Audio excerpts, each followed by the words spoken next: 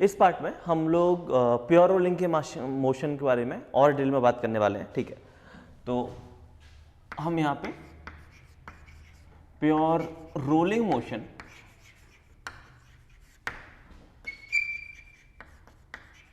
की स्टडी करेंगे। ठीक है, तो प्योर रोलिंग मोशन में क्या होता है कि जो पॉइंट ऑफ कांटेक्ट है उनके बीच में रिलेटिव मोशन नहीं होना चाहिए। ठीक है, तो मैं कुछ एग्जांपल्स के थ्रू समझाता हूं कि यहां पे कैसे हम क्वेश्चन को सॉल्व कर रहे हैं। तो बेसिकली ये है कि हम प्योर रोलिंग मोशन की स्टडी कर रहे हैं using the concept of forces. ठीक है, तो इसको बोल सकते हो एनालैम ऑफ प्योर रोलिंग। तो यहां पे जैसे मान लो आपको एक क्वेश्चन ऐसा कुछ दिया होता कि ये आपके पास है सॉलिड स्फीयर, मास m, रेडियस r, और ये ऐसे ग्राउंड पे रखा हुआ है। ठीक है, और इसके सेंटर पे मैंने एक एक्सटर्नल फोर्स लगाया है जिसकी वैल्यू है क्या, mg। कोई दिक्कत नहीं है। तो और यहां पे इधर फ्रिक्शन जो है वो सफिशिएंट है, तो म्यू जो है वो है enough for pure rolling. Pure rolling motion के लिए यहां पे सफिशिएंट फ्रिक्शन तुम्हें गिवन है। तो पार्टिकल क्या होगा, पार्टिकल हमारा ट्रांसलेट भी करेगा और रोटेट करते हुए भी आगे जाएगा। ठीक है, तभी जाके प्योर रोलिंग मोशन परफॉर्म करेगा, कंबाइन मोशन होगा। तो यहां पे तुमसे क्या क्या पूछ सकते हैं, तुमसे आप पूछ सकते हैं find A centre of mass, centre of मास किस एक्सीलरेशन से जा रहा है, और आपसे पूछ सकते हैं अल्फा किस एंगुलर एक्सीलरेशन के साथ ये जो सॉलिड स्फीयर वो रोटेट कर रहा है, और आपसे पूछ सकते हैं फ्रिक्शन की वैल्यू कितनी है, एंड आपसे पूछ सकते हैं minimum mu required for rolling. Rolling के लिए मिनिमम कितना फ्रिक्शन चाहिए कि बॉडी रोलिंग मोशन परफॉर्म करने लग जाए। तो पहले तो इस क्वेश्चन को सॉल्व करने के लिए तुम्हें समझना होगा इस क्वेश्चन में हो क्या रहा है। तो यहां पे समझते हैं क्या हो रहा है। तो ये है हमारे पास सॉलिड स्फीयर, और सॉलिड स्फीयर पे ये इस तरफ फोर्स लग रहा है mg। ठीक है, और ये जो सरफेस है वो कांटेक्ट में है। तो आपको क्या समझ में आ रहा है कि ये जो फोर्स जो है, इस फोर्स की वजह से सेंटर ऑफ मास हमारा एक्सलेट करेगा कुछ a0 से, राइट। और अगर तुम बोलो कि ये जो पॉइंट ऑफ कांटेक्ट है ये और ग्राउंड, इन दोनों पॉइंट ऑफ कांटेक्ट के बीच में रिलेटिव मोशन नहीं होना चाहिए, तो इस पॉइंट की वेलोसिटी तो जीरो है, इसको मैं बोलता हूं p, इसको बोलता हूं q। तो एक्सेलरेशन ऑफ p और एक्सेलरेशन ऑफ q कैसा होना चाहिए, सेम होना चाहिए। रेस्ट मोशन स्टार्ट हुआ है क्योंकि यहां पे कोई रिलेटिव मोशन नहीं होना चाहिए। तो एक्सेलरेशन ऑफ p अगर की बात करोगे और अगर वो जीरो होना चाहिए, तो शायद तो मैं देख के समझ में आ रहा है कि यहां पे, अच्छा मैं तुमसे ये पूछूं कि ये बताओ एक्सेलरेशन ऑफ पॉइंट p कितना होना चाहिए, जीरो आना चाहिए। तो ये बताओ यहां पे पॉइंट P पे आगे की तरफ लग रहा होगा a0। ठीक है, अब सॉलिड स्फीयर कैसे रोटेट करेगा, क्लॉकवाइज कि एंटी क्लॉकवाइज? क्या आंसर है, क्लॉकवाइज। सॉलिड स्फीयर कैसे रोटेट करेगा, क्लॉकवाइज रोटेट करेगा अल्फा से, सो दैट पीछे की तरफ आ जाए अल्फा आर, और a0 और अल्फा आर आपस में दोनों कैंसिल हो जाए। ये चीज समझ में आई। तो पहले तो मैंने ये समझा यहां पे कि इस फोर्स की वजह से मेरा सेंटर ऑफ मास एक्सेलरेट करेगा। उसके बाद फिर मैंने ये समझा यहां पे कि होगा क्या, अगर इस बॉडी को प्योर रोलिंग मोशन परफॉर्म करना है तो जो पॉइंट ऑफ कांटेक्ट है वो ग्राउंड के ग्राउंड के साथ कांटेक्ट में है, तो ग्राउंड अगर रेस्ट पे है, ठीक है, या ग्राउंड का एक्सेलरेशन अगर जीरो है, तो इस पॉइंट ऑफ कांटेक्ट का भी एक्सेलरेशन जीरो होना चाहिए। तो मैंने देखा कि a0 आगे की तरफ है, तो अगर जीरो होना है तो अल्फा आर पीछे आना चाहिए, और अल्फा आर पीछे आना चाहिए तो बॉडी को घूमना पड़ेगा क्लॉकवाइज। पहला पॉइंट समझ में आया, ठीक है। तो यहां से एक रिलेशन आ गया कि a0 is equal to alpha R. तो पहला तो मैंने क्या देखा, पहले मैंने ये निकाल लिया कि मेरी बॉडी का मोशन हो कैसे रहा है। तो मेरी बॉडी जो है वो a0 से आगे की तरफ जा रही है और अल्फा से घूम भी रही है क्लॉकवाइज डायरेक्शन में। अब यहां पे ये चीज समझो कि फ्रिक्शन का रोल क्या है। अगर तुम ध्यान से देखोगे, अगर मैं इस पर्टिकुलर केस में, तुम्हें पता है कि ये जो बॉडी है, ये जो बॉडी के जो सारे पॉइंट्स हैं वो प्योर रोटेशनल मोशन परफॉर्म करते हैं विथ रिस्पेक्ट टू सेंटर। तो अगर आप with respect to centre torque लोगे, ठीक है, तो नेट टॉर्क नॉन जीरो आना चाहिए क्योंकि बॉडी रोटेट कर रही है सेंटर के रिस्पेक्ट में, तो नेट टॉर्क नॉन जीरो आना चाहिए। लेकिन यहां पे ध्यान से देखो, ये जो फोर्स है वो सेंटर से पास हो रहा है, तो इसका टॉर्क जीरो, ठीक है। और कौन कौन से फोर्स आएंगे, तो यहां मैं फोर्सेस के टर्म में ही बातें कर लेता हूं। यहां पे एक फोर्स लग रहा है आगे की तरफ, ठीक है, और एक लग रहा है तुम्हारा mg नीचे की तरफ, और एक लग रहा है तुम्हारा नॉर्मल डायरेक्शन ऊपर की तरफ। तो अगर सेंटर के रिस्पेक्ट में नेट टॉर्क निकालोगे तो इस एक्सटर्नल फोर्स का नेट टॉर्क जीरो, इस mg का टॉर्क जीरो और इस n का टॉर्क जीरो। लेकिन हमने तो बोला कि सेंटर के रिस्पेक्ट में बॉडी रोटेट कर रही है, तो नेट टॉर्क तो नॉन जीरो आना चाहिए। तो शायद तुम ये चीज समझ पा रहे हो कि जो नेट टॉर्क है ना तो वो mg दे पा रहा है, ना वो f दे पा रहा है, ना वो n दे पा रहा है, तो कौन देगा वो टॉर्क? वो टॉर्क देगा फ्रिक्शन। ये चीज समझ में आई? तो वो टॉर्क कौन प्रोवाइड करेगा? फ्रिक्शन। तो अब सवाल ये है कि फ्रिक्शन किस तरफ आए। इस पर्टिकुलर केस में अगर मैं फ्रिक्शन की बात करूं तो फ्रिक्शन किस तरफ आना चाहिए, तो शायद तुम्हें यहां पे देख के समझ में आ गया कि जो बॉडी है वो a0 से आगे की तरफ जा रही है और अल्फा से ऐसे घूम रही है, तो नेट टॉर्क कैसा आना चाहिए? क्लॉकवाइज आना चाहिए। अगर नेट टॉर्क क्लॉकवाइज आना चाहिए तो दो पॉसिबिलिटी है यहां पे फ्रिक्शन की, कि या तो फ्रिक्शन आगे आएगा या पीछे आएगा। अब फ्रिक्शन आगे होगा या पीछे होगा वो कैसे पता करेंगे? वो हम पता करेंगे कि हमारा नेट टॉर्क किस तरफ आना चाहिए। तो इस क्वेश्चन में नेट टॉर्क जो है वो क्लॉकवाइज आना चाहिए। नेट टॉर्क क्लॉकवाइज आना चाहिए मतलब फ्रिक्शन पीछे की तरफ आना चाहिए। ये चीज समझ में आई? तो इस पर्टिकुलर केस में जो तुम्हारा फ्रिक्शनल फोर्स है वो पीछे की तरफ आएगा। ये क्लियर हुआ? क्या बोला मैंने? फिर से रिपीट कर रहा हूं, सिंस पहला सवाल है इसलिए, कि इस फोर्स F की वजह से बॉडी आगे की तरफ ट्रांसलेट कर रही है, लेकिन कोई टॉर्क नहीं आ पा रहा है, तो बॉडी को रोटेट करना है, तो नेट टॉर्क नॉन जीरो होना चाहिए। और नेट टॉर्क नॉन जीरो होना चाहिए, वो किसकी वजह से आएगा? फ्रिक्शन की वजह से आएगा। अब सवाल यह फ्रिक्शन आगे लगे कि पीछे लगे, तो वो हमने कैसे देखा कि ये देखो बॉडी किस तरफ घूम रही है, बॉडी घूम रही है हमारी क्लॉकवाइज, इसका मतलब नेट फ्रिक्शन किस तरफ आना चाहिए? पीछे की तरफ आना चाहिए, ठीक है। क्यों? क्योंकि उसका टॉर्क निकालोगे तो उसका टॉर्क जो है तुम्हें क्लॉकवाइज आता हुआ दिखाई देगा। तो ये हमने क्वेश्चन को समझ लिया, क्वेश्चन का हमने एफबीडी बना लिया। तो मैंने एफबीडी यहां पे बना दिया है, चाहो तो वहां भी बना लो, तुम्हारी इच्छा है कहां बनाना चाहो, ठीक है। तो ये चीज समझ में आई ना कि हमें फ्रिक्शन जरूरत पड़ेगी, without friction rolling motion perform करना डिफिकल्ट है, ठीक है। उसके बाद अब हम क्या बात कर रहे हैं, ये हमने मोशन को समझ लिया। नेक्स्ट हमें बात क्या करनी है? नेक्स्ट हमें लिखना है इक्वेशंस ऑफ मोशन। तो इक्वेशंस ऑफ मोशन, तो पहली चीज तो तुम्हें समझ में आ रही है कि sigma F external this should be equals to m into A centre of mass.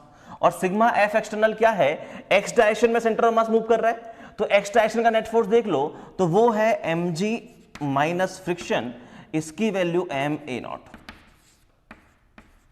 और क्या है सेकेंड कंडीशन जो लगाओगे, वो तुम लगाओगे कि नेट टॉर्क जो है about centre that should be equals to I about centre into alpha, net torque is equals to I alpha. तो नेट टॉर्क निकालोगे सेंटर के अबाउट, तो इसका नेट टॉर्क जीरो, इसका टॉर्क जीरो, इसका टॉर्क जीरो, सिर्फ और सिर्फ टॉर्क आएगा F की वजह से, और F की वजह से टॉर्क कितना आएगा? F into R. This should be equals to I कितना होता है? 2y5mr स्क्वायर, क्योंकि सॉलिड स्फीयर है, ठीक है, इंटू अल्फा। तो यहां से शायद तुम्हें समझ में आ गया कि जो इक्वेशन बनी हुई है वो इक्वेशन लिखी हुई है F is equals to 2y5m alpha into R, और अल्फा इंटू आर को a0 बोल सकते हैं। तो ये इक्वेशन आ गई 2y5m a0। क्या करो, इक्वेशन नंबर 2 और इक्वेशन नंबर 3 का सम कर दो। इक्वेशन नंबर 2 और इक्वेशन नंबर 3 का सम करोगे तो ये जो इक्वेशन है वो बन जाएगी mg, इसकी वैल्यू है 7y5m a0, मतलब a0 जो है वो तुम्हारा आ जाएगा 5g/7। और अगर यहां से अल्फा निकालोगे तो वो है a0/r, बोले तो 5g/7r। ये चीज समझ में आई? तो सबसे पहले हमने मोशन को समझा, मोशन को समझने के बाद फिर हमने इक्वेशंस ऑफ मोशन अप्लाई कर दी। पार्टिकल ट्रांसलेट कर रहा है, उसके लिए sigma F external equals to ma लगा दिया, और पार्टिकल रोटेट कर रहा है सेंटर के अबाउट, तो सेंटर के अबाउट जो नेट टॉर्क है that should be equals to I into alpha. कोई इश्यू नहीं है। और क्या पूछा गया इस क्वेश्चन में? तो हमने ए सेंटर ऑफ मास निकाल लिया, अल्फा निकाल लिया, अब हमें फ्रिक्शन की वैल्यू निकालनी है। तो फ्रिक्शन कितना है? 2y5m a0, यही है फ्रिक्शन।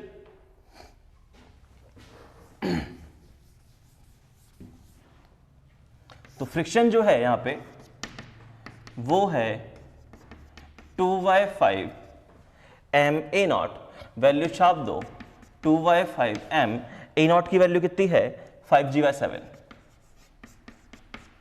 तो यहां से 5 से 5 कैंसिल, फ्रिक्शन जो है वो आ जाएगा 2mg/7। अब अगर आपको minimum value of friction coefficient निकालनी है तो आपको पता है कि friction should be less than और इक्वल टू μn, और फ्रिक्शन की वैल्यू कितनी रिक्वायर्ड है इस पर्टिकुलर क्वेश्चन में 2mg/7। 2mg/7 फ्रिक्शन होना चाहिए, ठीक है। दिस इज लेस देन और इक्वल टू म्यू, और n कितना है, n इस पर्टिकुलर केस में mg है, शायद देख के समझ में आ गया होगा। तो mg से mg cancel, mu is greater than और इक्वल टू 2/7। मतलब अगर आप म्यू मिनिमम की बात करोगे तो वो कितना आ गया है, वो आ गया आपका 2/7। समझ पा रहे हो क्या हुआ इस क्वेश्चन में? तो इस तरीके से हम इन क्वेश्चन को बहुत ही इजीली सॉल्व कर पा रहे हैं, कोई ज्यादा डिफिकल्टी वाली बात नहीं है। अच्छा, इसमें एक पॉइंट और बताना चाहूंगा मैं, ठीक है। वो पॉइंट क्या है? वो पॉइंट ये है कि लेट्स सपोज तुमने ये जो क्वेश्चन को सॉल्व किया है, इस क्वेश्चन में स्पेशली टॉर्क वाली कंडीशन, ठीक है। तो टॉर्क वाली जो कंडीशन है वो तुम 2 पॉइंट पे अप्लाई कर सकते हो। एक तो सेंटर के अबाउट ये जो पूरे पार्टिकल्स हैं वो प्योर रोटेशनल मोशन परफॉर्म कर रहे हैं, या फिर आप चाहो तो net torque is equal to I alpha, ये कंडीशन भी लगा सकते हो, ठीक है। क्या कहना चाह रहा हूं मैं, ये चीज जरा समझना कि हम net torque about ICR is equal to I about ICR into alpha, ये कंडीशन लगा सकते हैं। इस क्वेश्चन को हम ICR के अबाउट भी सॉल्व कर सकते हैं, इंस्टेंटेनियस सेंटर ऑफ रोटेशन। और शायद अगर तुम्हें लास्ट क्लास याद है, लास्ट पार्ट याद है इसी का, तो हमने क्या बोला था, इंस्टेंटेनियस सेंटर ऑफ रोटेशन कहां होता है, यहां पे होता है, इस पॉइंट पे, इस पॉइंट P पे। तो इसके अबाउट अगर नेट टॉर्क कैलकुलेट करोगे तो नेट टॉर्क सिर्फ और सिर्फ इस mg का आएगा, इस वाले फोर्स F का, क्योंकि n का टॉर्क 0 हो जाएगा, mg का टॉर्क 0 हो जाएगा, F का टॉर्क 0 हो जाएगा, क्योंकि तीनों फोर्सेस उसी पॉइंट से पास हो रहे हैं। तो जो भी टॉर्क आएगा किसकी वजह से आएगा, mg की वजह से आएगा। और शायद देख के समझ में आ रहा है क्लॉकवाइज डायरेक्शन में टॉर्क आ रहा है, और कितना टॉर्क आ रहा है, वो आ रहा है mg इंटू r। और I इस पॉइंट के अबाउट कितना आ जाएगा, तो सेंटर के अबाउट है 2/5mr², इस पॉइंट के अबाउट कितना है प्लस mr², तो ये आ जाएगा 7/5mr² इंटू अल्फा। r से r कैंसिल और m से m कैंसिल, जरा ध्यान से देखो, क्या अल्फा की वैल्यू आ गई 5g/7r, जो कि हमने उस तरीके से भी निकाली थी। तो इस क्वेश्चन में आप ICR के about net torque is equal to I alpha condition लगा सकते हो, उसमें कोई दिक्कत नहीं है। क्यों? क्योंकि देखो ICR के अबाउट भी पूरी body pure rotational motion perform करती है, इसलिए कंडीशन लगाने में कोई इश्यू नहीं है। सेम सेंटर के अबाउट होता है, तो जो टॉर्क वाली कंडीशन है वो आप चाहे सेंटर के अबाउट लगा दो, चाहे आप ICR के अबाउट लगा दो, आपकी इच्छा है। मोस्टली केसेस में ज्यादा कंफर्टेबल आप सेंटर के अबाउट रहते हो, तो इसलिए हम सेंटर के अबाउट सॉल्व किया है मैंने, बाकी तुम्हारी इच्छा है कैसे करना चाहो, ठीक है। मैं एक और क्वेश्चन करवाता हूं, ठीक है। तो एक तो हम इस तरीके का क्वेश्चन करेंगे जहां पे हम इसके बात करेंगे फोर्सेस के रिस्पेक्ट में, ठीक है। एक क्वेश्चन ऐसा भी हो सकता है कि लेट्स सपोज मैंने बोला कि ये मेरा पार्टिकल है, फिर से हमने सॉलिड स्फीयर ले लिया, मास m, रेडियस r, और ये जो है वो v0 से मूव कर रहा है, ठीक है, और ये कुछ ओमेगा से रोटेट कर रहा होगा। तो आपसे पूछा गया फाइंड इट्स काइनेटिक एनर्जी। ये जो सॉलिड स्फीयर है, ये जो रोटेट करते हुए और ओमेगा, ये एक्चुअली कर क्या रहा है, ये हमारा प्योर रोलिंग मोशन परफॉर्म कर रहा है। क्वेश्चन में गिवन है कि एक सॉलिड स्फीयर है, वो प्योर रोलिंग मोशन परफॉर्म करते हुए v0 वेलोसिटी के साथ आगे जा रहा है। अब आपको बोला गया इसकी काइनेटिक एनर्जी कितनी होगी, तो इसकी काइनेटिक एनर्जी कितनी होगी, तो आप कैसे सॉल्व करोगे, तो आप बोलोगे कि ये जो मेरा पार्टिकल है इसकी मुझे नेट काइनेटिक एनर्जी निकालनी है, ठीक है। और अगर मुझे इसकी टोटल काइनेटिक एनर्जी निकालनी है तो मेरा पार्टिकल ट्रांसलेट भी कर रहा है और रोटेट भी कर रहा है। तो क्या करूं मैं इसकी ट्रांसलेशन काइनेटिक एनर्जी प्लस इसकी रोटेशनल काइनेटिक एनर्जी का सम कर देता हूं।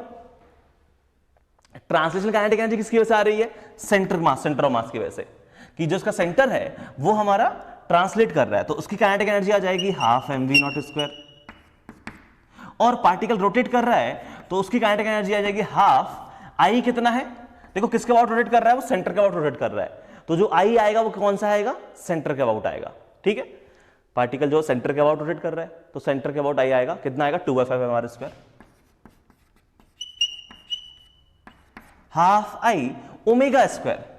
और ओमेगा कितना है हमारा, ओमेगा जो है वो है इस प्योर रोलिंग कंडीशन फॉलो हो रही है, मतलब V naught is equal to omega R condition follow हो रही है, तो ओमेगा है V नॉट बाय आर का स्क्वायर। ये चीज समझ में आ रही है, कोई समस्या नहीं होगी, यहाँ पे काफी सिंपल चीज लिखी हुई है।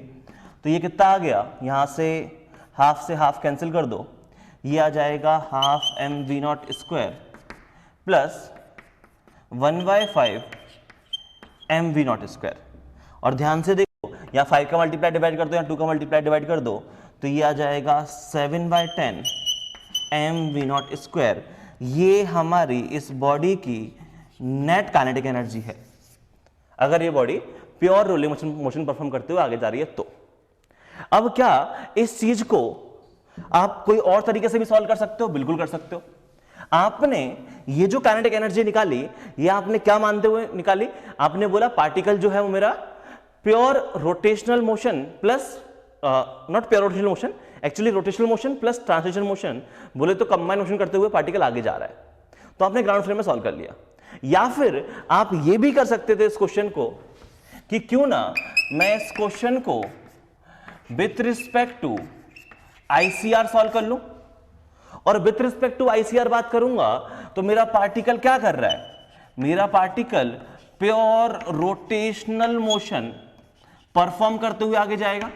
और अगर प्योर रोटेशनल मोशन की बात करते हो तो क्या प्योर रोटेशनल मोशन में जो काइनेटिक एनर्जी आती है वो आती है हाफ आई ओमेगा स्क्वायर, यही तो आती है। बट यहां पे ध्यान रखना कि जब आप प्योर रोटेशनल मोशन की मान के इसको सॉल्व कर रहे हो, बोले तो आईसीआर के अबाउट सॉल्व कर रहे हो, तो उस केस में जो आई आएगा वो किसके अबाउट आएगा, वो आई आपका आएगा आईसीआर के अबाउट। मतलब आप इस चीज को ऐसे भी लिख सकते हो, हाफ आईसीआर, आईसीआर कहां पे हमारा, आईसीआर इस पर्टिकुलर केस में यहां पे है, तो आईसीआर के अबाउट मोमेंट ऑफ इनर्शिया कितना आ जाएगा 2/5 plus mr square 7/5 mr square into omega का स्क्वायर कितना हो जाएगा V नॉट बाय आर का स्क्वायर। जरा ध्यान से देखो, क्या ये लिखा हुआ है 7/10 एम V नॉट स्क्वायर, बिल्कुल सही। तो नेट काइनेटिक एनर्जी निकालने के दो तरीके हैं, या तो आप ट्रांसलेशन काइनेटिक एनर्जी और rotational kinetic energy about centre of mass, about इसके सेंटर सम कर दो, या फिर आप इसको आईसीआर के अबाउट सॉल्व कर लो और प्योर रोटेशनल मोशन मान के हाफ आई ओमेगा स्क्वायर लगा सकते हो। ये प्योर रोलिंग के केस में हम लोग सॉल्व कर रहे हैं, ठीक है। तो ये दो तरीके से सॉल्व कर सकते हो। तो मैंने दो सिंपल से क्वेश्चन तुम्हें बताए हैं, ठीक है। अब ऐसे ही कुछ क्वेश्चंस और दे रहा हूं मैं तुम्हें सॉल्व करने के लिए, वो तुम्हें सॉल्व करना है, ठीक है। चलो ओके, सामने 3 क्वेश्चन दिए गए हैं, ठीक है। इस क्वेश्चन में डिस्क है, फोर्स ऊपर लगाया गया है 2 mg, ठीक है, और म्यू सफिशिएंट है। तीनों केस में रोलिंग हो रही है। इस वाले केस में रिंग है, और इस वाले केस में ये एक डिस्क थी रेडियस 2r की, जिसका मास m था। अब मैंने क्या किया, उसमें एक कैविटी क्रिएट कर दी है रेडियस r की, उसमें से छोटी डिस्क निकाल के मैंने फेंक दिया बाहर। तो अब तुम्हें ये जो स्ट्रक्चर गिवन है, ये इस पे फोर्स F लग रहा है mg, ठीक है। और अब बताना है ए सेंटर ऑफ मास कितना होगा, अल्फा कितना होगा, म्यू मिनिमम कितना होगा। अगेन यहाँ पे रोलिंग हो रही है। ध्यान रखना इन सारे क्वेश्चन में एक तो तुम्हें ये डिसाइड करना पड़ेगा फ्रिक्शन की डायरेक्शन किस तरफ होगी, लेकिन यहां पे उसकी टेंशन लेने की जरूरत नहीं है। क्यों? क्योंकि देखो फ्रिक्शन जो है एक वेरिएबल है, और फ्रिक्शन एक वेरिएबल है तो तुम उसकी डायरेक्शन किधर भी मान लेना। अगर आंसर पॉजिटिव आया तो तुमने सही डायरेक्शन मानी है, अगर आंसर नेगेटिव आया इसका मतलब तुमने डायरेक्शन अपोजिट मान ली है। तो फ्रिक्शन की डायरेक्शन तीनों क्वेश्चन में कहीं भी मान के सॉल्व कर दो, अपने आप पॉजिटिव या नेगेटिव से वो तुम्हें समझ में आ जाएगा कि सही डायरेक्शन किस तरफ होगी। एंड एक और इंपॉर्टेंट चीज, जैसे इस क्वेश्चन में आपको निकालना पड़ेगा कि इसका मास क्या है, इसका मास क्या है। साथ में आपको इसका मोमेंट ऑफ इनर्शिया भी निकालना पड़ेगा नया वाला, क्योंकि अब कैविटी क्रिएट कर दिया तो नया मोमेंट ऑफ इनर्शिया आएगा। तो ये 3 क्वेश्चन है, सॉल्व करने का टाइम मिल रहा है 10 मिनट, फटाफट सॉल्व करो, ठीक है।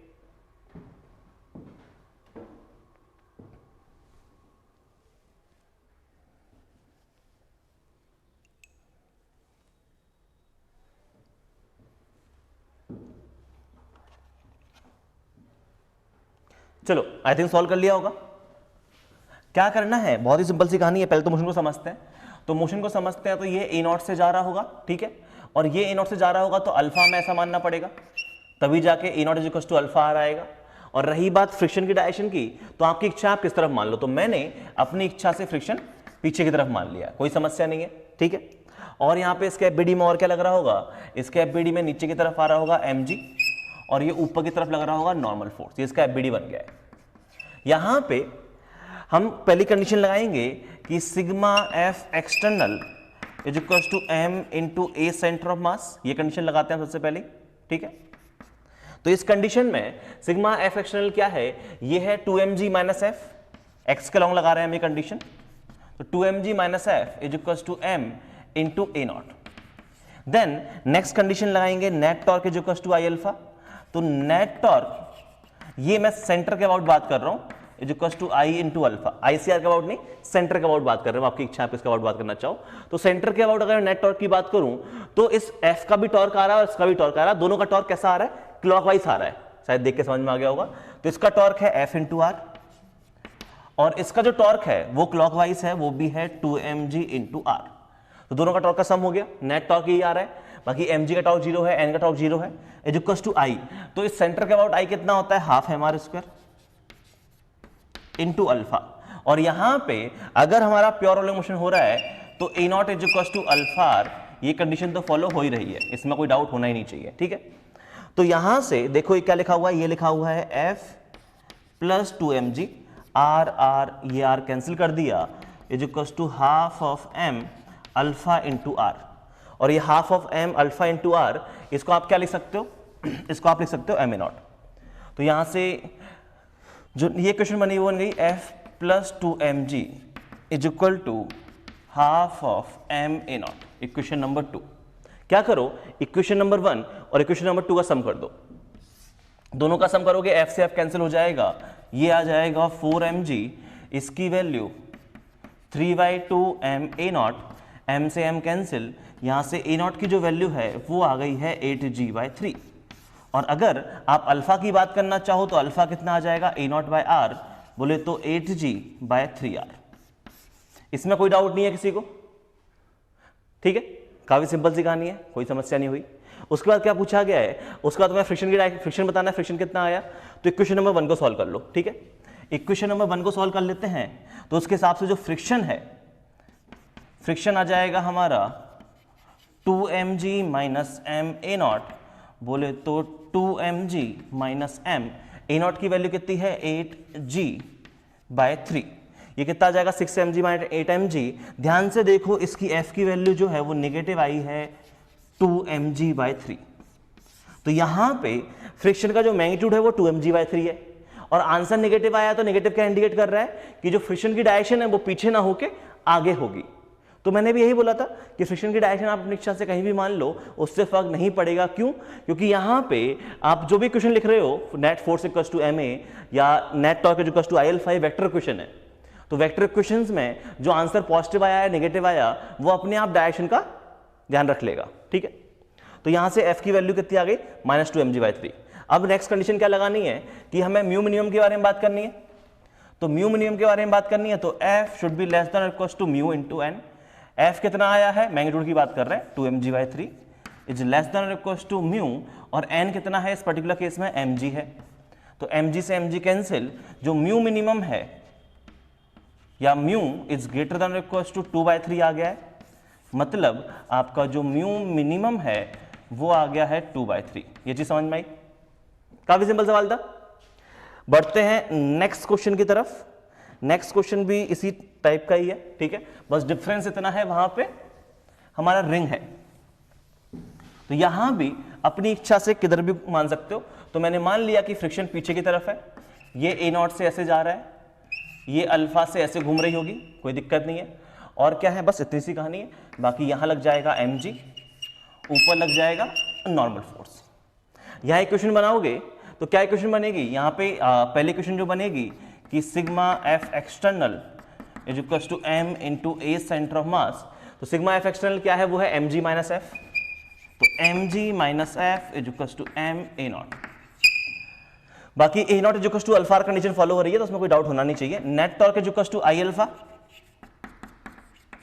ये सेंटर के अबाउट बात कर रहे हैं, तो नेट टॉर्क कितना आ जाएगा, एक इसका एफ का टॉर्क आएगा, एक mg का टॉर्क आएगा, तो ये आ जाएगा f into R plus M G into R, ये नेट टॉर्क है।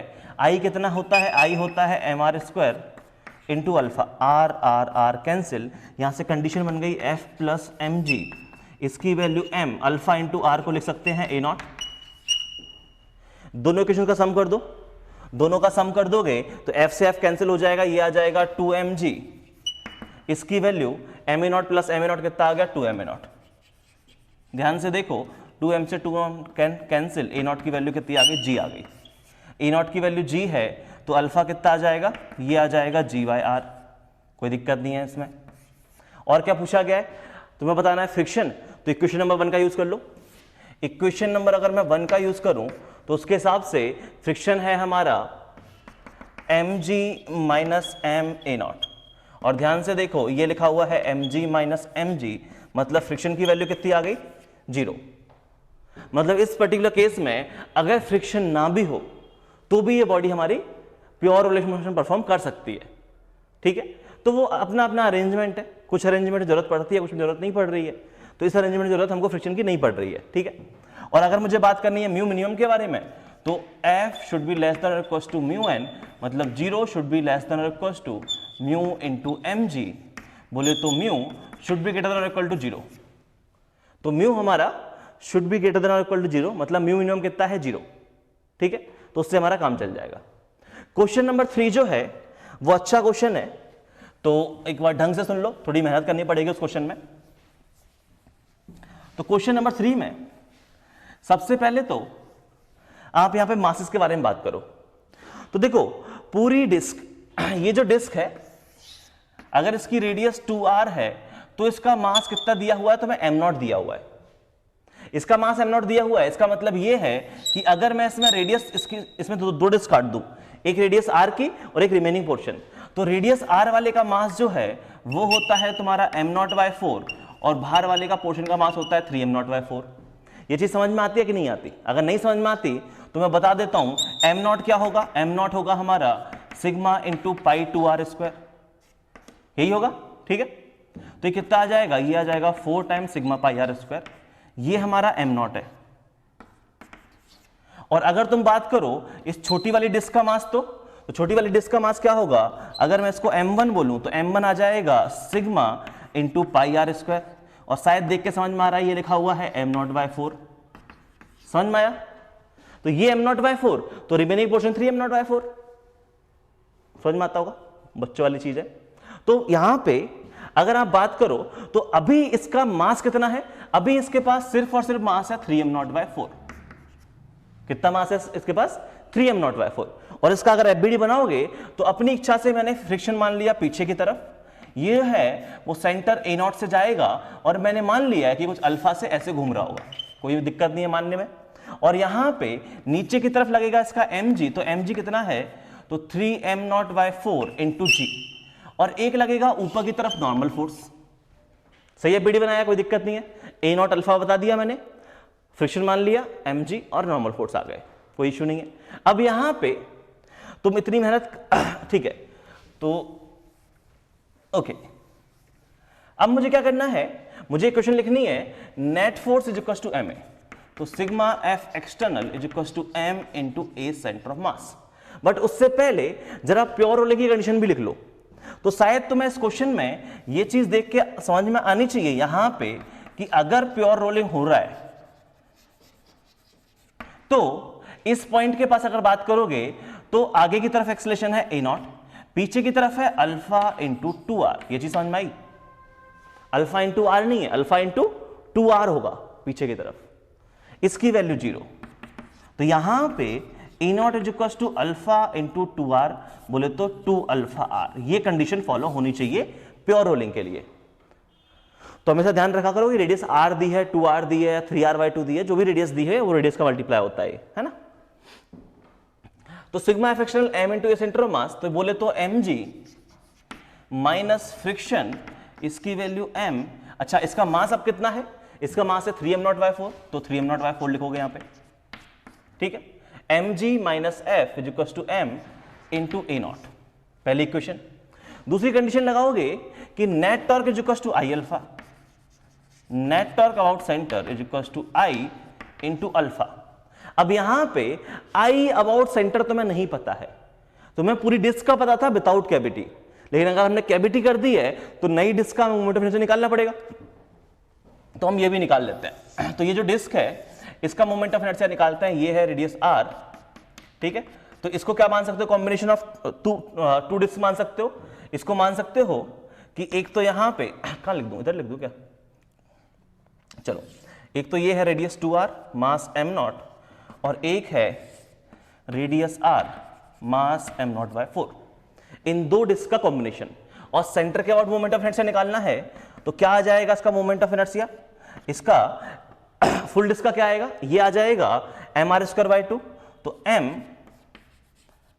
r²/2, और इसका क्या आ जाएगा सेंटर के अबाउट, इसका भी आ जाएगा mr²/2, लेकिन नेगेटिव आएगा, तो नेगेटिव ऑफ m या पॉजिटिव ऑफ m r²/2। ये चीज समझ में आया कैसे निकाला moment of inertia, concept of negative mass. इसको इन दो का कॉम्बिनेशन मान लिया, इसका मोमेंट ऑफ इनर्शिया आता है m r²/2, इसका मोमेंट ऑफ इनर्शिया आता है इसका मास r²/2, ठीक है। ध्यान से देखो कितना लिखा हुआ है, ये लिखा हुआ है तुम्हारा ये आ जाएगा 4mr²/2, तो 2mr² माइनस ये कितना आ जाएगा, ये आ जाएगा mr²/8, 16 - 1 15/8, तो ये हमारा आ गया 15/8 mr²। सब सही है, कोई दिक्कत तो नहीं है, देख लो एक बार, ये आ जाएगा कितना 2mr² और ये 1/8 हो जाएगा, 16 - 1 15/8, बिल्कुल सही है, ठीक है। तो इसका नेट मोमेंट ऑफ इनर्शिया कितना आ गया 15/8। तो ध्यान रखना ये जो क्वेश्चंस हैं वो लंबे जा सकते हैं सॉल्व करने में, लेकिन कॉन्सेप्चुअली आपको सारे कॉन्सेप्ट पता है।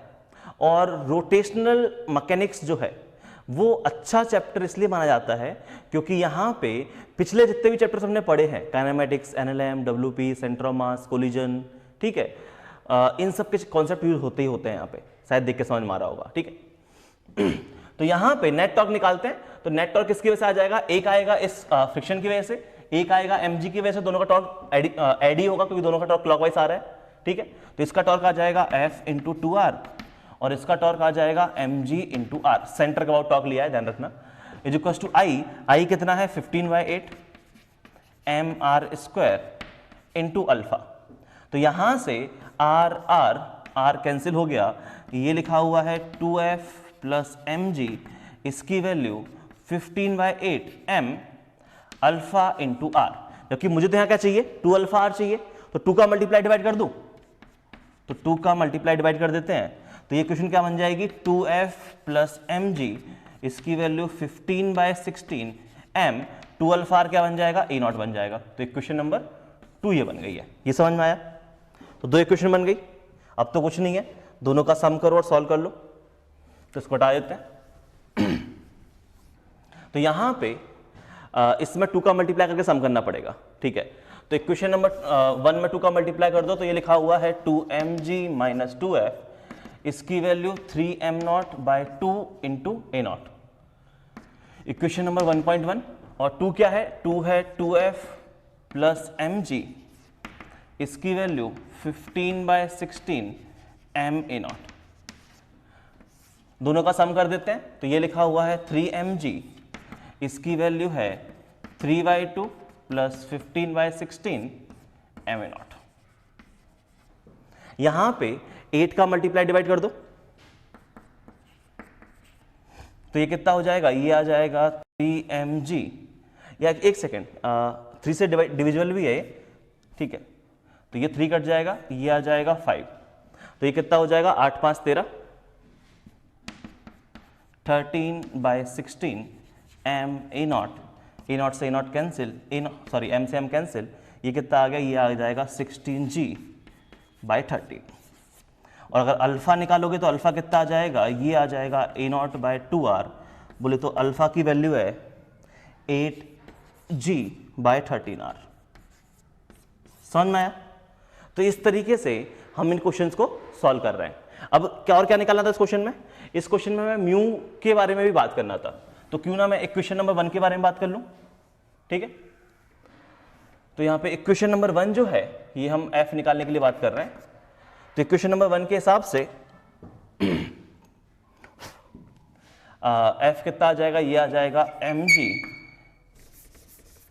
एफ की जो वैल्यू है वो आ जाएगी mg minus 3m/4 into A naught, और ए नॉट कितना है 16g/13, ये आ गया 4, तो ये आ जाएगा mg माइनस 12mg/13, तो f की वैल्यू आ गई mg/13। और friction should be less than equal to mu N आना चाहिए, तो friction should be less than equal to mu N,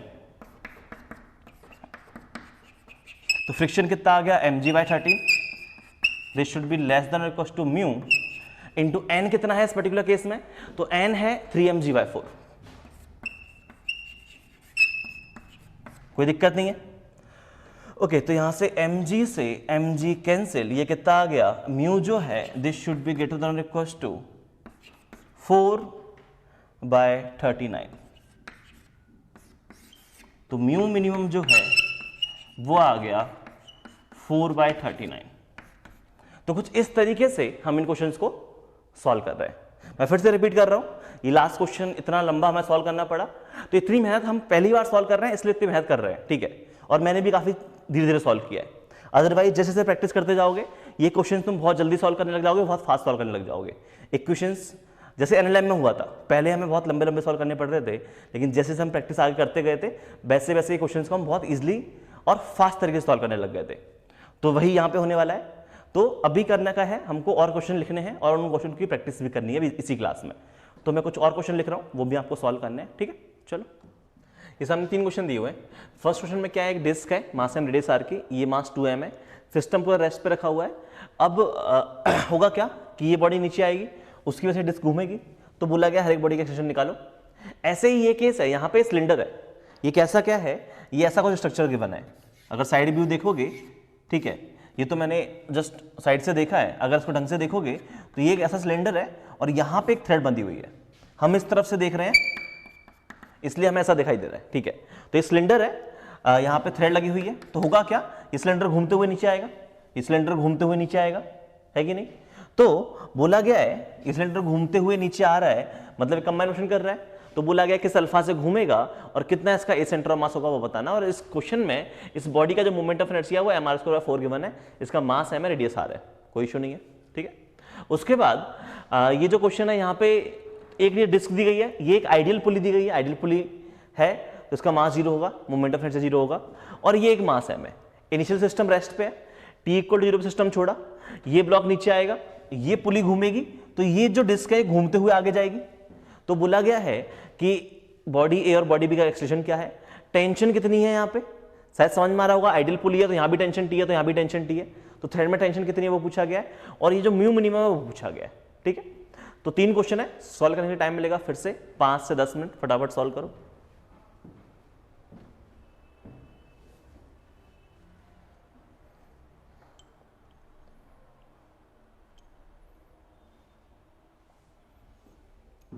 चलो, आई थिंक सॉल्व कर लिया होगा। करना क्या है, यहां पे तुम्हें देख के समझ में आ रहा होगा कि ये जो बॉडी है वो ए नॉट से इधर आएगी और ये जो बॉडी है वो अल्फा से ऐसे कुछ घूमेगी।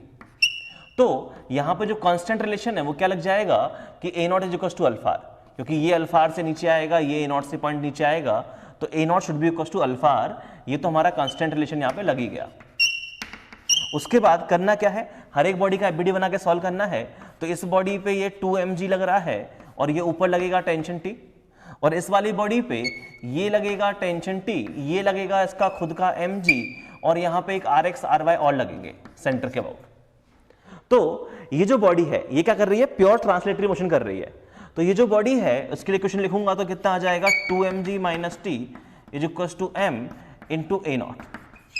इसके लिए बात करूंगा तो ये डिस्क क्या कर रही है, प्योर रोटेशनल मोशन कर रही है, तो net torque is equal to I alpha, तो सेंटर के अबाउट नेट टॉर्क निकालेंगे तो टी की वजह से आएगा, तो आ जाएगा T into R is equal to I, तो आई कितना है, half mr² into alpha, R से आर कैंसिल हो गया, ये क्वेश्चन लिखी हुई है T is equal to half of alpha into R, इसको ए नॉट लिख सकते हैं। तो ये 2 इक्वेशन है, दोनों का सम कर दो तो टी से टी कैंसिल हो जाएगा, ये कितना आ जाएगा 2mg, इसकी वैल्यू ये कितना है, अच्छा मास इसका m है, इसका 2m है, चलो कोई दिक्कत नहीं, ठीक है। तो ये कितना आ जाएगा, 2 + 1/2 कितना आ जाएगा, ये आ जाएगा 5/2 m a नॉट, m से m कैंसिल, तो यहां से तुम्हारी a नॉट की वैल्यू कितनी बन जाएगी, ए नॉट की वैल्यू बन जाएगी 4g/5, मतलब अल्फा जो है वो कितना आ जाएगा, वो आ जाएगा 4g/5r। और क्या निकालना था, ए सेंटर ऑफ मास निकाल दिया, अल्फा निकाल दिया, उसके बाद टेंशन चाहो तो टेंशन निकाल सकते हो, half of m into A not है, तो टेंशन है half of m into A naught, बोले तो ये आ जाएगा 2mg/5। कोई इशू नहीं है। चले सिमिलरली यहां पे आर एक्स आर वाई भी निकाल सकते हो, वो आपकी इच्छा है। तो ये क्वेश्चन तो इस तरीके से हो गया। ऐसे ही अगला क्वेश्चन है, अगला क्वेश्चन भी सिंपल है, ज्यादा कुछ खास है नहीं। यहां पे ए सेंटर ऑफ मास निकालना है और अल्फा निकालना है। तो पहले मोशन समझो, मोशन कैसा हो रहा है। तो हम बोलेंगे कि यहां पे होगा क्या, इस बॉडी पे एक लग रहा होगा mg इस तरफ और एक ये ऊपर की तरफ लग रहा है टेंशन, ठीक है। तो ये जो बॉडी है ये हमारा ए नॉट से नीचे की तरफ आएगी, सेंटर ऑफ मास जो है ट्रांसलेट करते हुए नीचे आएगा, और ये बॉडी घूमेगी। तो यहां पे कैसे घूमेगी, क्लॉकवाइज के एंटी क्लॉकवाइज, शायद तुम्हें देख के फील आ रही होगी ये क्लॉकवाइज घूमते हुए नीचे आएगी। अगर फील नहीं आ रही है तो ऐसे सोच सकते हो कि ये जो है पॉइंट ऑफ कॉन्टैक्ट, और बॉडी प्योर रोलिंग करते हुए आ रही है तो पॉइंट ऑफ कॉन्टैक्ट पे कोई स्लिपिंग नहीं होनी चाहिए। जरा पॉइंट ऑफ कॉन्टैक्ट देखो तो यहां पे ये तो रेस्ट पे है, अगर थ्रेड की बात करोगे तो ये जो पॉइंट है वो उस इंस्टेंट पे रेस्ट पे है। तो इस इंस्टेंट पे अगर बात करोगे तो ये वाला पॉइंट जो है वो ए नॉट से इधर आएगा, तो अल्फा आर ऐसे ऊपर की तरफ होना चाहिए। ये चीज समझ पा रहे हो, समझ पा रहे हो क्या बोला मैंने उस पर्टिकुलर इंस्टेंट के लिए, ठीक है। तो यहां प्योर रोलिंग की कंडीशन लगनी चाहिए, naught equal to alpha R. तो शायद तुम्हें यहां से देख के समझ में आ रहा है कि ये जो है वो ऐसे क्लॉकवाइज घूमते हुए इधर आएगा। अब क्या करना है, कुछ नहीं, कंडीशन लगा दो। तो ये कंडीशन आ जाएगी mg minus T is equal to m into A naught, बाकी A naught is equal to alpha R, ये कंडीशन तो लगी गई है कि नहीं। और क्या कंडीशन लगानी है, और लगानी है टॉर्क की कंडीशन। तो सेंटर के अबाउट नेट टॉर्क निकाल लो, सेंटर के अबाउट नेट टॉर्क निकालोगे तो आ जाएगा t into R is equal to I कितना है mr²/4 i into alpha, R से आर कैंसिल, ये लिखा हुआ है t is equal to m/4 A naught. Equation number 2, दोनों का सम कर दो तो यहां से आ जाएगा mg, इसकी value 5/4 m A not, m से m कैंसिल, ए नॉट की जो वैल्यू है वो कितनी आ जाएगी 4g/5। कोई इशू नहीं है। और अगर अल्फा की बात करोगे तो अल्फा कितना आ जाएगा 4g/5r। ज्यादा कुछ खास कहानी इधर थी नहीं, सिंपल सा क्वेश्चन है, कोई इशू नहीं है। उसके बाद हम लोग बात कर रहे हैं नेक्स्ट क्वेश्चन के बारे में। नेक्स्ट क्वेश्चन में थोड़ा सा तुम्हें दिमाग लगाना पड़ेगा। क्या है नेक्स्ट क्वेश्चन, सुन लेते हैं, ठीक है। तो यहां पे ये चीज समझो कि यहां पे ये टेंशन अगर टी होगी तो ये भी टेंशन टी होगी, और इस बॉडी पे इस तरफ आगे की तरफ लगेगा टेंशन टी और पीछे की तरफ लगेगा फ्रिक्शन, और इस बॉडी पे नीचे की तरफ लगेगा mg और यहां ऊपर की तरफ लगेगा टेंशन। अब रही बात एक्सेलरेशन के बारे में, तो ये बॉडी कंबाइन मोशन करते हुए आगे जाएगी, तो ए नॉट से एक्सेलरेट कर रही है और अल्फा से ऐसे क्लॉकवाइज डायरेक्शन में रोटेट कर रही है। अगर ये ए नॉट से बॉडी आगे की तरफ जा रही है तो ये जो टॉप मोस्ट पॉइंट है, क्या top most point 2a not से आगे की तरफ जाएगा, मतलब थ्रेड का ये वाला पॉइंट 2a नॉट से आगे की तरफ जाएगा, तो थ्रेड का ये वाला पॉइंट भी नीचे की तरफ 2a नॉट से गिरना चाहिए। समझ पा रहे हो, जितना ये पॉइंट आगे बढ़ेगा उतना ही पॉइंट ये तो नीचे गिरेगा, है ना, लेंथ कांस्टेंट है यहां से यहां तक की। तो हो क्या रहा है, हो ये रहा है कि ये हमारा 2a नॉट से नीचे आएगा और ये a नॉट से आगे जाएगा। ये कंसंट्रेशन आपको सोचते हुए समझ में आना चाहिए, पर उसके अलावा कुछ खास इसमें है नहीं। अगर एक ही बात करोगे तो एक के लिए कंडीशन लग जाएगी mg minus T is equal to m into 2a not.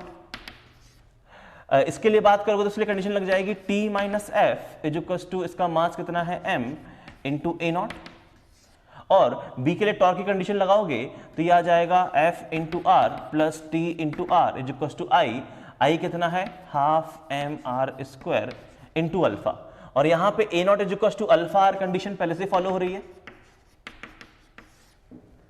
a naught is equal to alpha R, यहां पे रोलिंग की कंडीशन फॉलो हो ही रही है, तो यहां से अल्फा आर को a नॉट लिख सकते हो, आर आर आर कैंसिल हो गया, तो ये बन जाएगा f plus T is equal to half of m into a naught. क्या करो यहां पे इक्वेशन नंबर किसका सम कर दोगे, यहां पे अगर आप चाहो तो इक्वेशन नंबर 1 और इक्वेशन नंबर 3 इनका सम कर देते हैं, लेकिन फ्रिक्शन आ रहा है तो इन दोनों का सम कर देते हैं, ज़्यादा बेटर है। चलो ठीक है, या तीनों का ही सम कर दो ना, ज़्यादा बेटर है। ये t से t कैंसिल हो जाएगा, ये f से f कैंसिल हो जाएगा, mg माइनस टी बचेगा, तो ज़्यादा फन नहीं है। तो हम क्या करते हैं, पहले इन दोनों का सम कर लेते हैं। तो इन दोनों का सम करेंगे तो यहाँ से 2t की जो वैल्यू है वो किसके बराबर आ जाएगी, वो आ जाएगी हमारा 3/2 ma0। अब क्या करो, इसमें इक्वेशन नंबर 1 का सम कर दो, mg minus T is equal to 2ma0। इसमें 2 का मल्टीप्लाई करके सम करना पड़ेगा, तो ये आ जाएगा 2mg। इसकी वैल्यू कितनी आ जाएगी, 4 + 3/2 8 11/2 ma0। ध्यान से देखो, यहां से जो a0 की वैल्यू है वो तो मैं कितनी मिल गई, a0 की वैल्यू मिल गई 4g/11।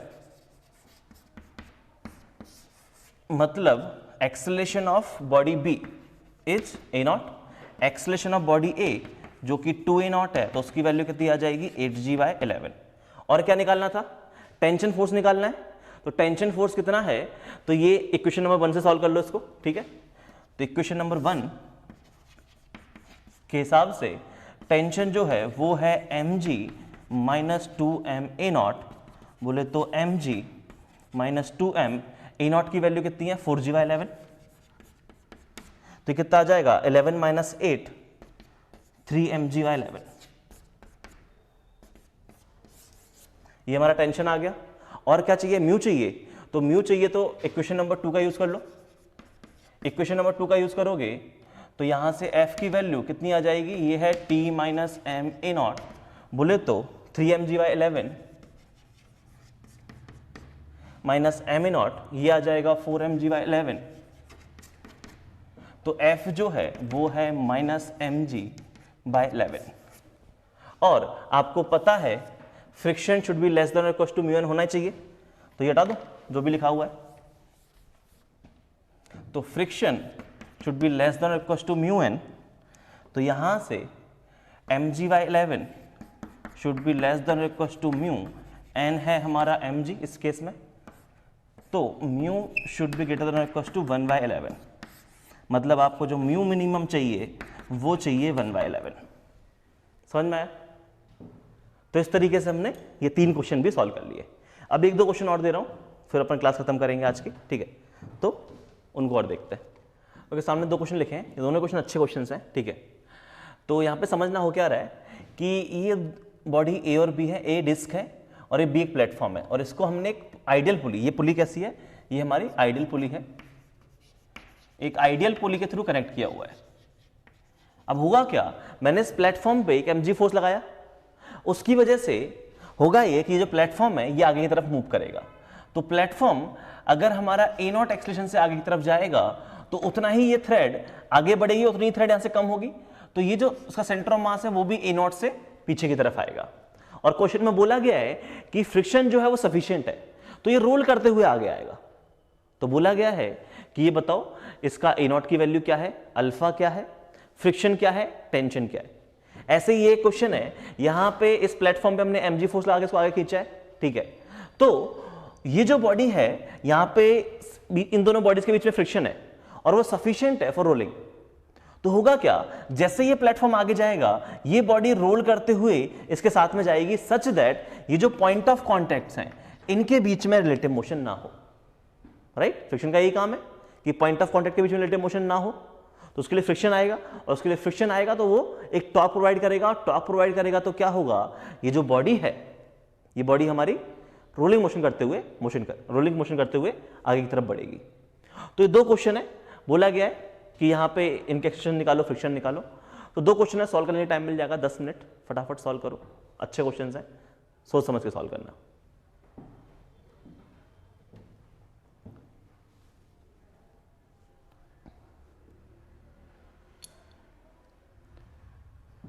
चलो, आई थिंक सॉल्व कर लिए होंगे। तो कहानी क्या है, पहले तो इनके एफबीडी बनाओ और समझो यहां पे हो क्या रहा है। तो ये है हमारी बॉडी ए और ये है हमारी बॉडी बी। अगर बॉडी बी पे बात करोगे तो इस तरफ हमारा mg फोर्स लग रहा है और ये जो पीछे की तरफ है ये लग रहा है हमारा टेंशन, और यहां पे बात करोगे तो यहां पे क्या होगा, इस बॉडी पे देख लो, इस बॉडी पे यहां लग रहा है टेंशन, अब फ्रिक्शन फोर्स आना बाकी है। तो एक चीज समझो कि अगर ये बॉडी ए नॉट से इस तरफ जा रही है और ये वाली बॉडी ये ए नॉट से इस तरफ जा रही है, तो ये जो पॉइंट ऑफ कांटेक्ट इनके बीच में नेट मोशन नहीं होना चाहिए। तो ये point of contact A not से आगे जा रहा है, तो ये पॉइंट ऑफ कांटेक्ट भी इस तरफ जाना चाहिए, राइट? मतलब इस तरफ है ये वाला ए नॉट, तो अल्फा आर जो है क्या वो पीछे की तरफ आएगा?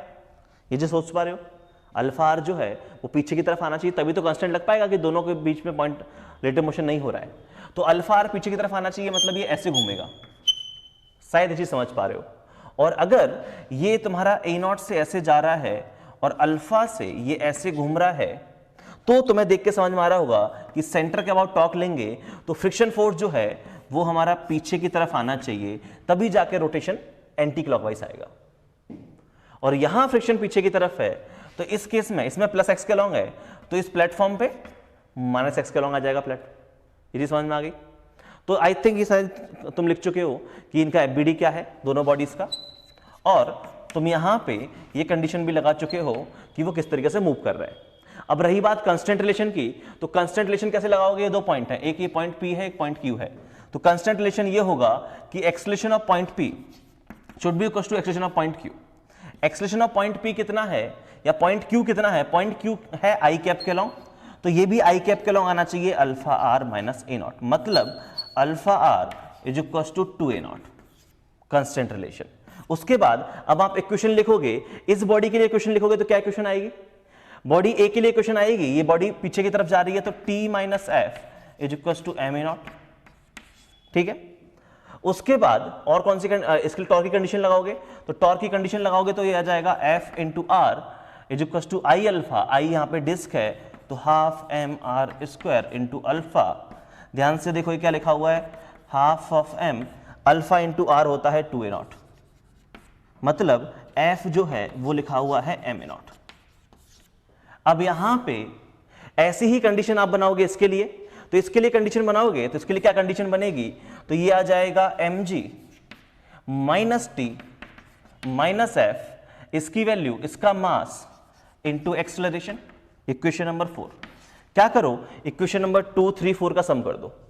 इक्वेशन नंबर 2, 3, 4 का सम करोगे तो टी और माइनस टी कैंसिल हो जाएगा, ये प्लस एफ है और ये माइनस एफ है, ये कैंसिल, हमें क्या करना है, ये कैंसिल कर दिया, ठीक है। टी, ठीक है, इन दोनों का सम करेंगे पहले, तो ये प्लस टी और माइनस टी कैंसिल हो जाएंगे, ये बन जाएगा माइनस 2f, और इक्वेशन नंबर 3 में 2 का मल्टीप्लाई करके सम कर दो। अब चले, ठीक है। तो यहाँ पे देखोगे ये टी से टी कैंसिल हो गया, ये माइनस एफ वो माइनस एफ माइनस 2f बना, ये प्लस 2f है कैंसिल हो जाएगा, तो इस तरफ क्या बचा, सिर्फ और सिर्फ बचा M G is equal to M A naught plus 2 M A naught, ठीक है। ये 3 एम ए नॉट हो गया plus M A naught 4 M A naught हो गया। तो यहां से ए नॉट की जो वैल्यू है वो आ गई है GY4, और ए नॉट की वैल्यू GY4 आ गई, तो अल्फा कितना है, अल्फा है 2 ए नॉट बाय आर, तो 2G/4R बोले तो GY2, ये आपका अल्फा आ जाएगा, कोई इश्यू नहीं है। तो यही बॉडी ए का एक्सेलरेशन है, यही बॉडी बी का एक्सेलरेशन है, दोनों का ही एक्सेलरेशन ए नॉट है। अल्फा हमने निकाल लिया, और क्या निकालना है, और आपको निकालना है यहाँ पे टेंशन फोर्स और फ्रिक्शन फोर्स। तो कोई भी इक्वेशन यूज कर लो, अगर इक्वेशन नंबर 3 यूज करोगे तो आपको फ्रिक्शन की वैल्यू मिल जाएगी। फ्रिक्शन की वैल्यू है एम ए नॉट, बोले तो ए नॉट की वैल्यू है GY4, तो ये आ जाएगा mGY4। सिमिलरली अगर आपको टेंशन की वैल्यू निकालनी है तो इक्वेशन नंबर 2 यूज कर लो। इक्वेशन नंबर 2 यूज करोगे तो टेंशन की वैल्यू है F plus M A naught, बोले तो mGY4 प्लस mGY4, यही है, ठीक है। तो कितना आ गया mGY2। तो काफी सिंपल सी कहानी है, बस आपको ये समझना होगा कि यहाँ पे दोनों बॉडीज के एफबीडी कैसे बनाने हैं, दोनों बॉडीज के बीच में कंसंट्रेशन क्या आ रहा है और मोशन कैसा हो रहा है। एक बार क्वेश्चन समझ लिया, फिर क्वेश्चन लिख के सॉल्व करना, आई थिंक बहुत ही सिंपल पार्ट होता है। नेक्स्ट में बोला गया हर एक बॉडी का एक्सेलरेशन निकालो और फ्रिक्शन निकालो, ठीक है। तो नेक्स्ट क्वेश्चन को में आपको समझना होगा यहाँ पे हो क्या रहा है। तो नेक्स्ट क्वेश्चन में अगर आप देखोगे तो ये एफ है, ठीक है। अब यहां तो फ्रिक्शन है नहीं, अब यहां फ्रिक्शन कैसे क्या आएगा, तो ये चीज देखो कि अगर ये बॉडी ए जो है, अगर ये A2 से आगे की तरफ जाएगी तो ये वाली बॉडी कुछ A1 से आगे की तरफ जा रही होगी। हमने ऐसा मान लिया है, हमने क्या मान लिया है कि ये जो A है वो A1 से जा रही है, B जो है वो A2 से जा रही है। अब इन दोनों पॉइंट्स का एक्सेलरेशन सेम होना चाहिए, तो नीचे वाले पॉइंट का एक्सेलरेशन है A2 पॉइंट Q, तो एक्सेलरेशन ऑफ पॉइंट P और acceleration of point Q same होना चाहिए।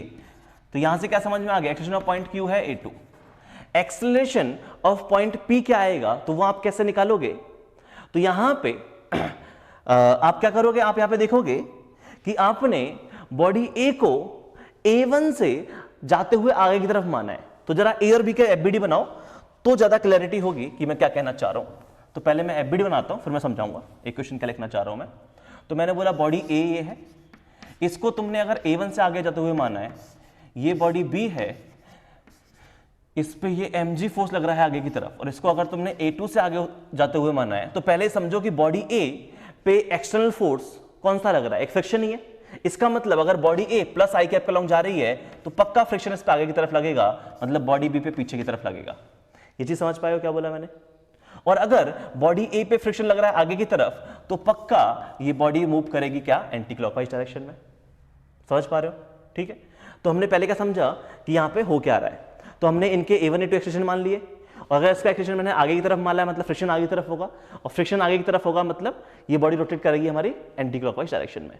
तो एक्सेलरेशन ऑफ पॉइंट P क्या आ जाएगा, वो आ जाएगा A1 प्लस अल्फा आर।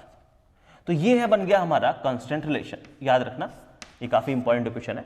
ठीक है। उसके बाद अब इंडिविजुअल बॉडी की बात कर लेते हैं। तो अगर बॉडी ए के लिए इक्वेशन लिखूंगा तो बॉडी ए के लिए इक्वेशन क्या बन जाएगी कि F इज इक्वल्स टू इसका मास, दोनों का मास m है, ठीक है, दोनों बॉडीज का मास m है, ये क्वेश्चन में गिवन था, मास m इंटू इसका एक्सेलरेशन कितना A1।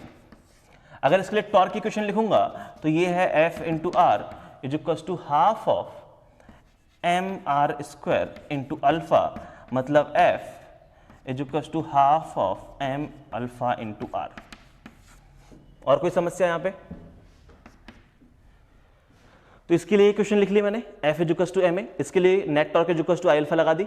इस बॉडी के लिए इक्वेशन लिखूंगा तो ये आ जाएगी mg माइनस f, इसकी वैल्यू इसका मास इंटू इसका एक्सेलरेशन A2।